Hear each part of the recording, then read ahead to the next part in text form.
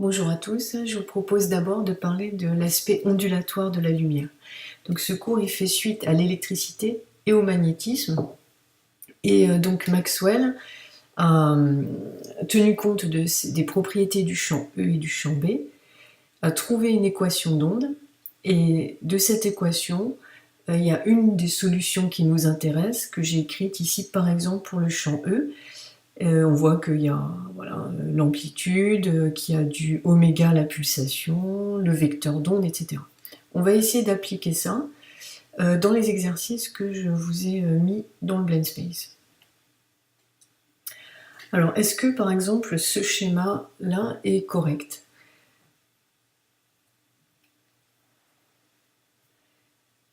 Ce qui ressort en fait de l'onde électromagnétique découverte, de la solution en fait, découverte par Maxwell, c'est qu'il faut toujours que les champs électriques E et magnétiques B soient perpendiculaires entre eux.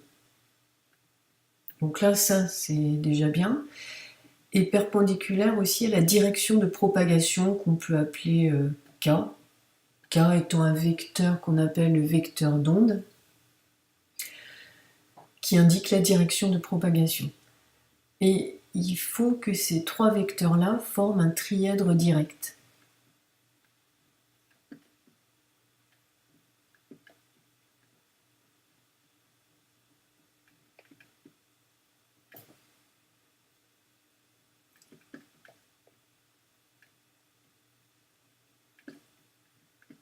Alors ça veut dire quoi? C'est simplement on reprend la main droite et puis on va...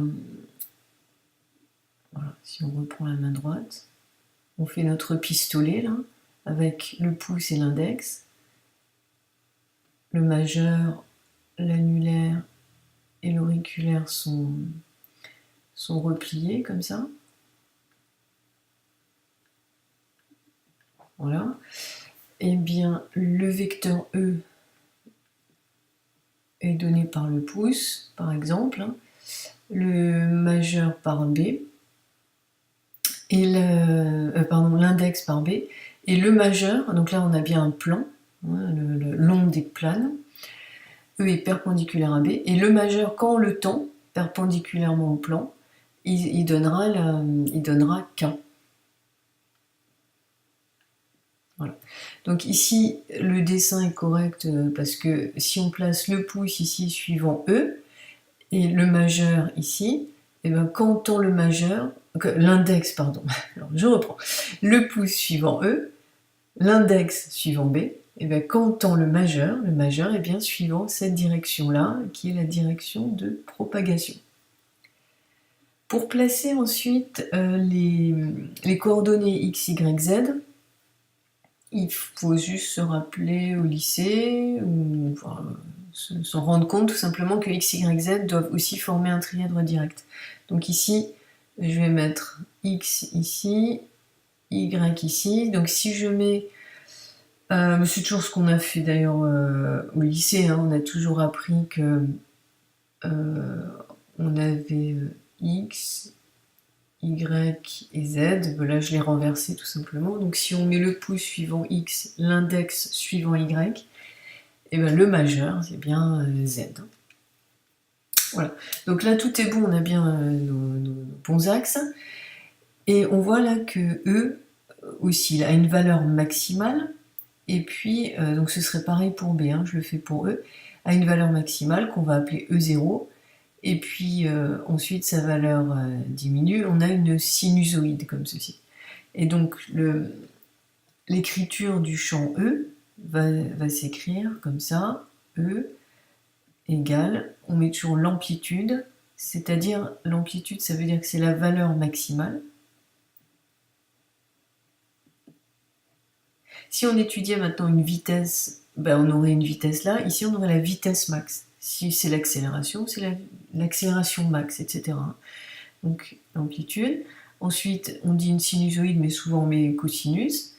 Cosinus ou sinus, peu importe. Oméga t moins kx. Ici, l'amplitude, ben, c'est l'amplitude d'un champ électrique, donc ce sera en newton coulomb moins 1. La oméga, ça veut dire c'est la pulsation. La pulsation, c'est comme une vitesse, mais angulaire. Au lieu de dire des mètres par seconde, on dit des degrés ou des radians par seconde. Car notre vecteur d'onde ici, c'est donné dans le formulaire qu'on a ici. Donc le vecteur d'onde, c'est 2pi sur lambda ou oméga sur v. Donc on aura bien des radians par mètre.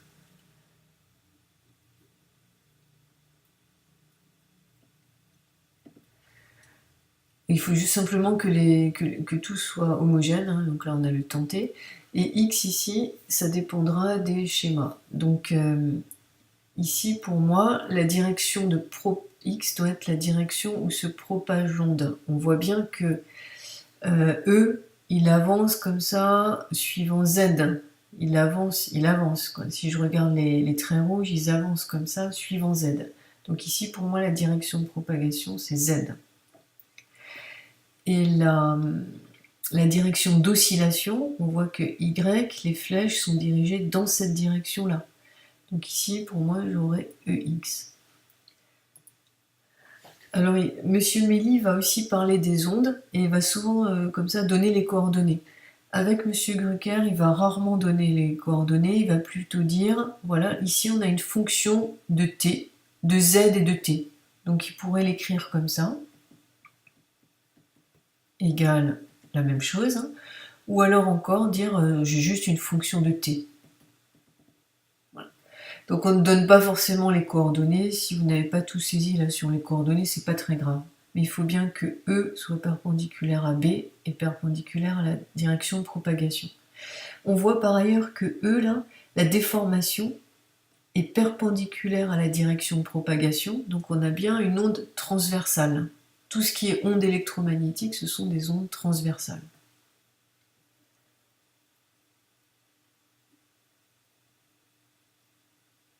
Ouais, ce serait peut-être judicieux de se le rajouter, hein. Les ondes électromagnétiques sont des ondes transversales.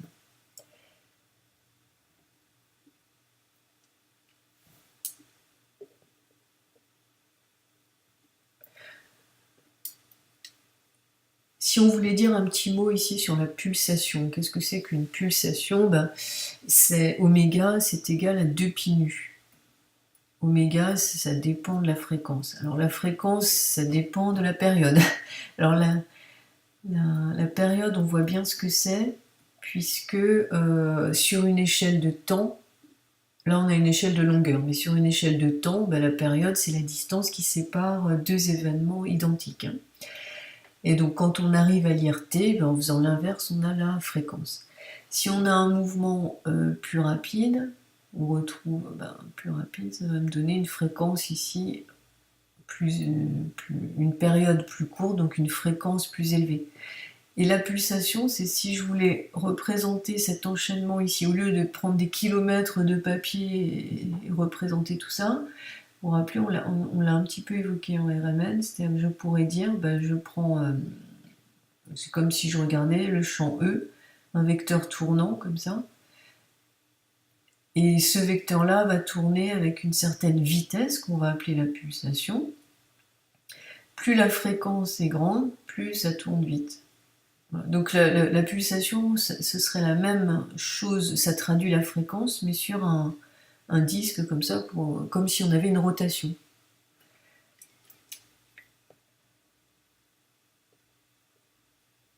Là, on reste toujours sur le même schéma, mais on nous demande si les expressions sont justes. Alors, on les a évoquées tout à l'heure, donc là, on voit que la première voudrait dire que E oscille suivant Y, et c'est faux, c'est suivant X, mais il se propage bien suivant Z. Est-ce que B oscille suivant X? Est-ce que les flèches vont suivant X? Non, ici c'est Y.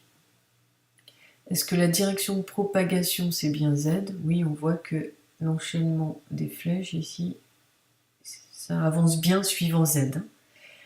Est-ce que la dernière expression est juste? On a bien E qui oscille suivant X. Voilà, les zigzags, c'est bien dans le plan de X, là, de XZ. Et la direction de propagation, c'est bien Z. Par contre, ici on a mis CB0 alors qu'on devrait avoir l'amplitude E0. Mais c'est juste, puisque d'après le cours, on sait que l'amplitude du champ électrique est égale à C fois l'amplitude du champ magnétique.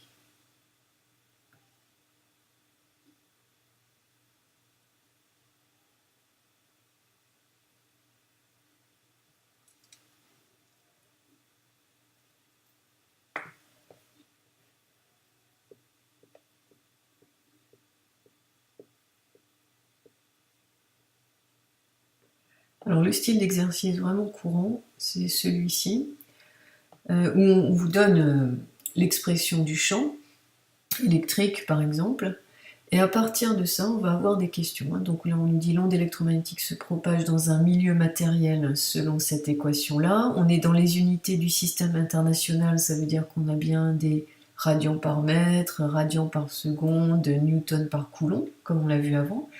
Et on nous demande de déterminer la longueur d'onde. Le plus simple dans ces cas-là, c'est de reprendre l'expression générale du champ électrique. Donc on a ici.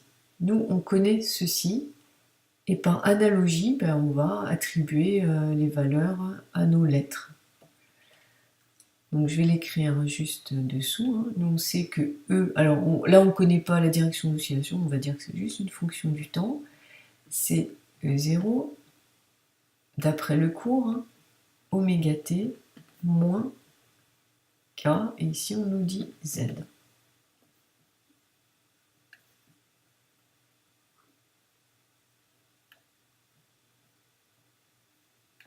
Bon, E0 pourrait aussi varier, mais là E0 c'est E0.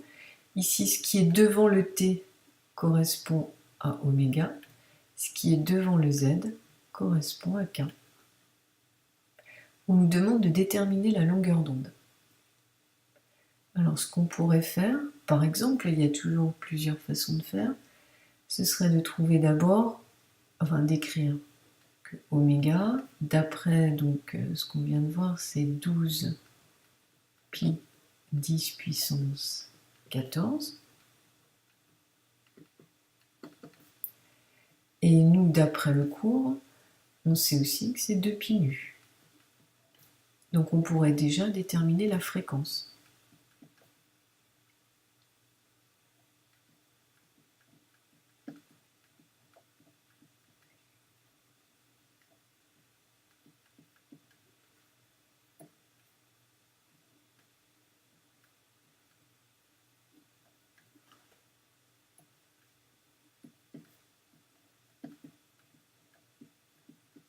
C'est bien des secondes moins 1. Les radians se sont éliminés, secondes moins 1, donc Hertz.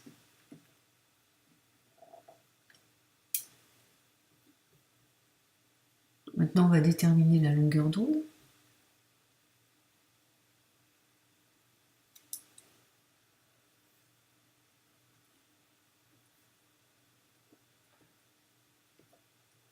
Alors, on est toujours tenté de faire ça. Lambda égale C sur nu. Donc, après, on va toujours prendre les données dans le formulaire qu'on a vu la dernière fois. C est là, la constante de là, etc. Donc, on est tenté de faire ça. Et là, ce serait absolument pas le cas, puisque C, c'est la vitesse de propagation de l'onde dans le vide. Or ici, on nous a dit qu'on est dans un milieu matériel, ça peut être du verre, n'importe quoi.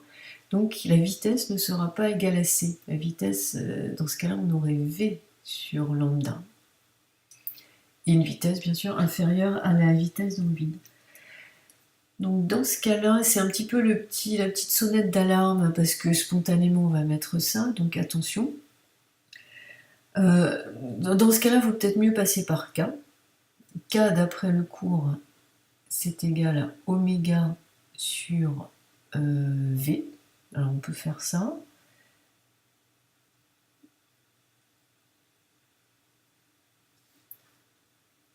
Ce qui nous permet de déterminer, par exemple, tout de suite V.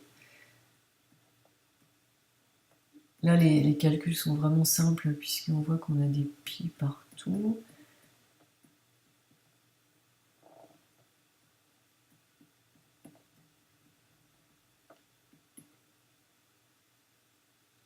N'hésitez pas à mettre sur pause et puis vous me retrouvez un tout petit peu après.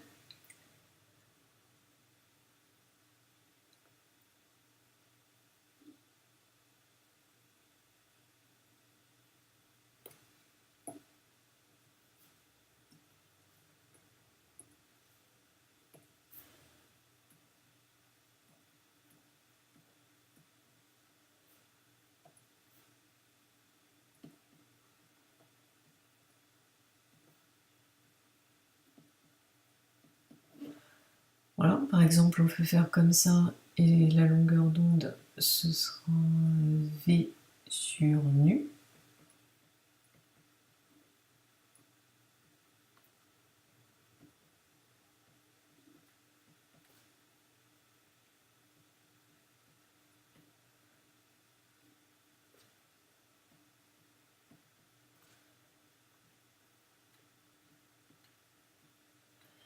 Donc là, ça nous donne un tiers, c'est 3,33, 10 moins 6 mètres, c'est-à-dire 33,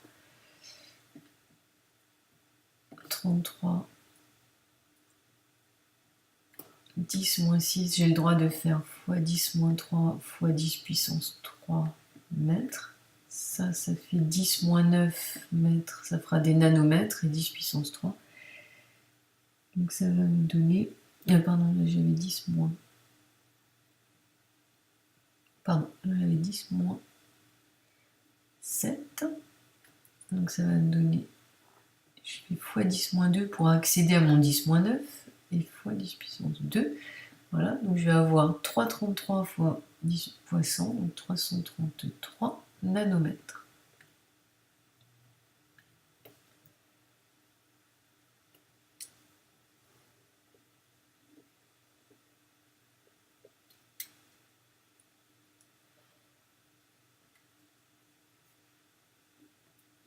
Bon, on pouvait aussi prendre k égale 2pi sur lambda et puis trouver lambda avec ça. En tout cas, n'oubliez pas de voir le milieu dans lequel on est. Et ensuite, l'indice de réfraction, c'est toujours un nombre supérieur à 1, donc c'est facile à retenir. C'est la vitesse dans le vide, de la lumière dans le vide, par rapport à la vitesse dans le milieu considéré. Alors, comme on a calculé V, là, du coup, c'est pratique. La célérité dans le vide, de la lumière dans le vide, c'est 3 10 puissance 8 mètres par seconde. Là, j'ai bien aussi des mètres par seconde, 2 10 puissance 8. Ça s'annule, donc je vais avoir 3 demi, c'est-à-dire 1,5, donc j'ai un milieu d'indice 1,5. À propos de l'indice de réfraction, qui caractérise le milieu, ici, on peut aussi le transformer ainsi en longueur d'onde dans le vide sur longueur d'onde dans le milieu. Pourquoi? Parce que la fréquence, quand on change de milieu, quand une onde change de milieu, passe de l'air dans le verre par exemple, la fréquence ne varie pas. Mais sa longueur d'onde varie. Donc dans un milieu quelconque, si je reprends ici l'expression, on voit que la longueur d'onde, donc ça va être V sur nu dans un milieu matériel quelconque, alors que dans le vide, on va l'appeler lambda 0, ce serait C sur nu. Donc ici, la vitesse, c'est lambda fois la fréquence, et ici, la célérité, c'est lambda 0 fois la fréquence. La fréquence ne varie pas. Et donc, quand on veut calculer C sur V, l'indice de réfraction, je vais le marquer tout de suite ici, je fais... Ben, c'est C sur V, donc c'est pas top mon truc là. Voilà, donc je vais mettre une accolade. Donc, N, c'est C sur V, donc ça sur ça, les fréquences s'annulent, et je vais trouver la longueur d'onde de l'onde dans le vide sur la longueur d'onde dans le milieu. En tout cas, N, vous voyez que n'a pas d'unité.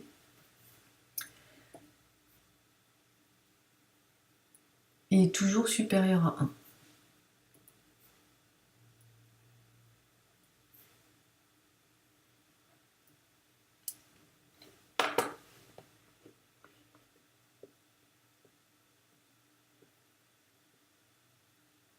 Bon, ce sont des exercices vraiment très classiques, hein. Vous retrouverez ça par exemple dans l'exercice A du TD4, celui que vous faites en TD. Donc moi je vous invite à le faire sur le même modèle. Ici on a oméga, ici on a K. Alors vous allez déterminer la fréquence grâce à oméga ici. La pulsation, ce serait mieux de prendre la pulsation, c'est ça, hein, c'est oméga. Puisqu'on va écrire sur le même modèle que tout à l'heure. Donc E de t d'après le cours c'est E0, cosinus de oméga t moins kz. Donc la pulsation c'est 3 à 10 puissance 15 radians par seconde.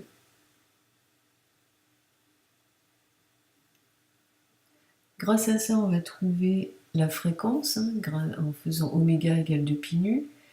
Et puis la période de l'onde, grâce à 2 pi nu, on va trouver la fréquence. Donc là, vous faites le 1, vous allez trouver 4,77, 10 puissance 14 Hz. Et puis la période, c'est l'inverse. 2,09, 10 moins 15 secondes. Ensuite, pour la longueur d'onde, on fait attention, on a bien un milieu matériel, donc pour la longueur d'onde, il faudra ne pas prendre C sur lambda, pas comme ça, mais plutôt utiliser K, K égale 2pi sur lambda par exemple, et vous trouverez 472 nanomètres. Donc prenez le temps de le faire. En déduire la vitesse de propagation, ça c'est la formule qu'on a vue avant, oméga V, voilà, vous allez trouver avec ça. Et puis, ou alors vous utilisez lambda égale à V sur mu.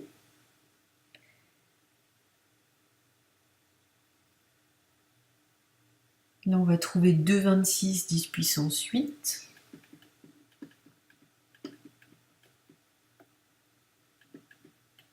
Et puis l'indice de réfraction, il faudra faire C sur V et vous trouverez 1,33. Là, c'est l'aspect ondulatoire. Et après, il y a quelques questions sur l'aspect corpusculaire, qui est beaucoup plus simple. Là, on connaît déjà, hein, c'est-à-dire que la lumière est constituée de petits corpuscules, de photons, et chacun des photons transporte une énergie hc sur lambda. H, c'est la constante de Planck, qui est en joules secondes. On va bien faire attention ici.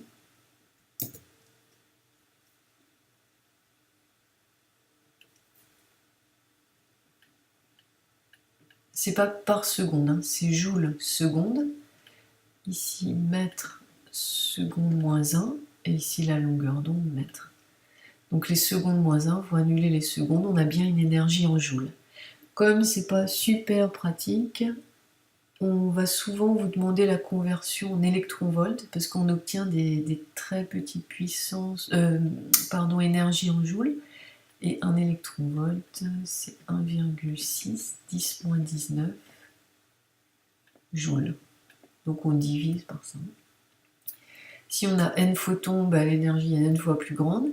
La puissance, c'est l'énergie des n photons, la puissance lumineuse, hein, l'énergie des n photons sur un temps, et une intensité, c'est une puissance sur une surface. Voilà. Et toutes les formules s'emboîtent comme ceci, et ça vous donne une bonne application ici.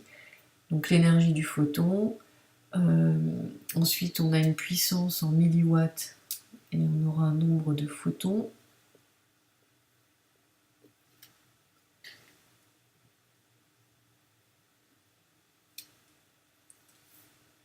Là, vous allez trouver 1,97 électronvolts.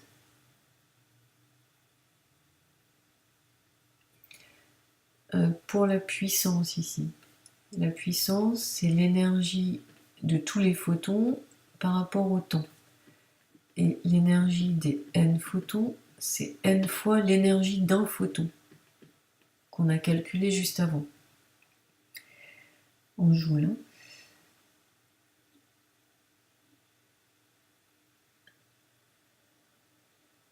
Alors comme on nous demande par seconde, il faudra prendre t égale à 1. Voilà, comme P est donné, ben, on a EN, on connaît ça. Ça, on l'a calculé à la question précédente, donc on trouvera ce nombre de photons hein, qui est énorme et qui va être égal à 3,17, 10 puissance 17 photons.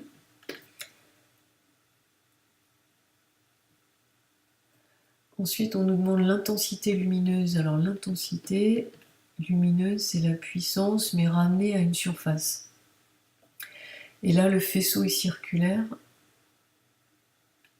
Le faisceau est circulaire, il éclaire comme ceci. Donc sur cette surface-là, qui est la surface d'un disque, dont on connaît ici le rayon. Donc quand on aura la puissance, on l'a, hein, c'est les 100 milliwatts ici. Il faut trouver la surface ici qui est égale à pi r carré, en mettant bien le rayon en mètres pour avoir des mètres carrés. Et puis on va trouver une intensité de 1,27, 10 puissance 3 watts par mètre carré.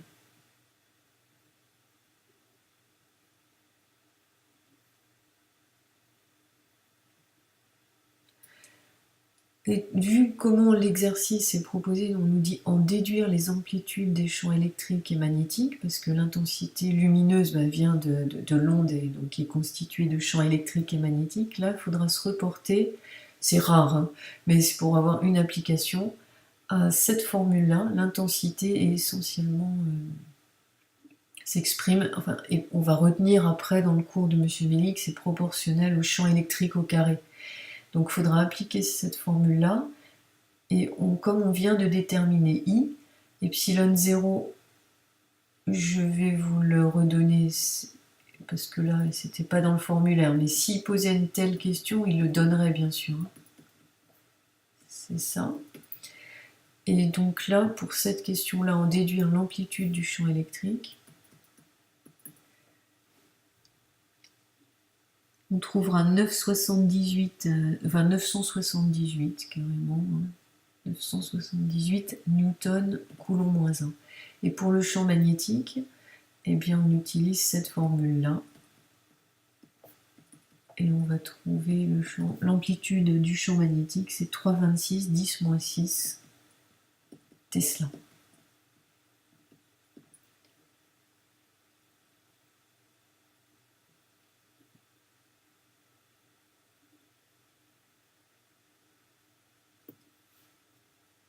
Pour cette formule-là, on nous demande la longueur d'onde.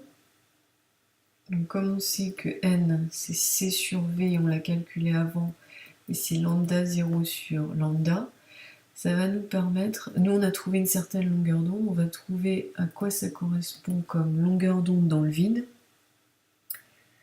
On va trouver 628 nanomètres, et là dans le spectre, on sait la situer, 628 nanomètres, c'est dans le rouge.